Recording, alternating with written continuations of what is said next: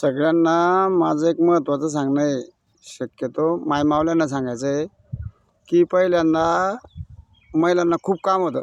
पाणी भरायचं बारून किंवा नदीहून आणायचं, सारपोतार करायची भांडेकुंडे भरपूर काम होतं. आणि त्याच टायमाला लेकरू रडत होतं, लहान बाळ.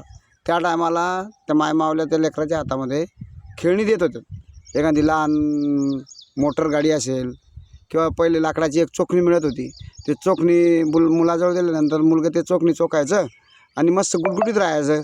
त्याचं तर मन रमून जायचं त्या खेळणीमध्ये. त्याचं रडणं थांबून जायचं. मग आई काम करायची. पण आताच्या आया, त्यांना आपण मम्मी म्हणतो. आता मम्मीचा जमाना आहे. परंतु आताच्या ज्या मायमावल्या आहे, थोडंसं बी लेकरू रडायला लागलं की त्याच्या हातामध्ये ना मोबाईल देऊन देतात. आणि त्या मोबाईलमध्ये तो खेळायला लागला, तो मोबाईल पाहतो आणि तो जवळून पाहतो. परंतु माझ्या माताजींनो, तुम्हाला मला एकच नम्र निवेदन सांगायचं आहे की आज त्याचं रडणं तुम्ही मोबाईल देऊन थांबवता, पण उद्या तो तुम्हाला रडवणार आहे, हे लक्षात ठेवा.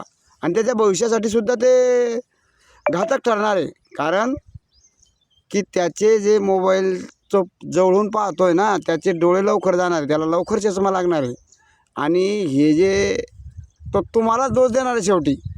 म्हणून तुम्हाला माझं एकच कळकळीचं नम्र निवेदन राहील, प्रार्थना राहील, विनंती राहील की मुलगा रडायला लागला, मूल रडायला लागले, त्याचा मोबाईल देऊ नका. कुठेतरी एखादी खेळणी द्या.